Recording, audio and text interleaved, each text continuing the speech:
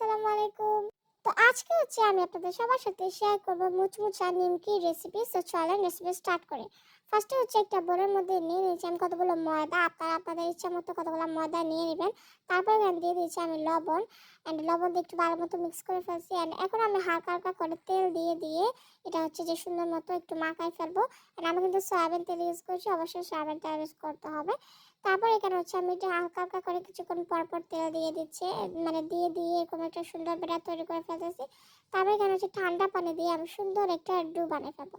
অবশ্যই ঠান্ডা পানি দিয়ে কাজটা করতে হবে, গরম পানি দিয়ে করে নরম হয়ে যাবে। আর আমাদের ডোটা কিন্তু শক্ত হতে হবে, শক্তভাবে ডোটা বানাবেন। এই দেখেন আমি কেমনভাবে বানাইছি, ঠিক এরকম। তারপরে এটাকে আমি কয়েক ভাগে ভাগ করে নিব।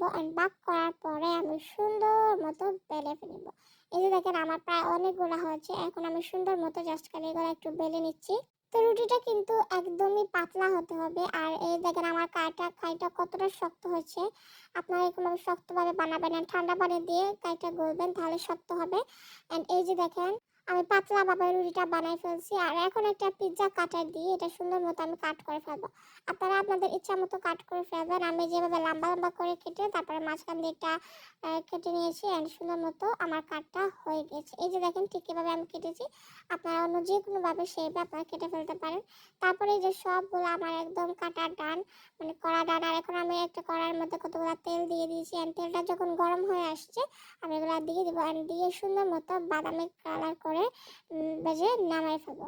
সো বেশি কিন্তু ডার্ক করা যাবে না, না হলে এটা খেতে একদম মজা লাগবে না, তিতা তিতা লাগবে। এরকম হালকা ব্রাউন কালার হয়ে আসলেই নামাই ফেলতে হবে। আমি আস্তে আস্তে আমার সবগুলো নামাই ফেলতেছি। আর এই যে দেখেন আমার সবগুলো নিমকি একদম তৈরি হয়ে গেছে। এখন বাজার থেকে আর অস্বাস্থ্যকর নিমকি না বানিয়ে বাসায় এরকম মজাদার নিমকি বানাই ফেলতে পারেন। এটা অনেক বেশি মুচমুচা হয়েছে। আমি কিন্তু অনেক দিন সংরক্ষণ করে খাই। আপনারা সবাই অবশ্যই এটা ট্রাই করবেন। ট্রাই করে আমাকে কমেন্ট করে জানাবেন কেমন লাগছে। আজকে ভিডিওটা এই পর্যন্ত। Bye bye.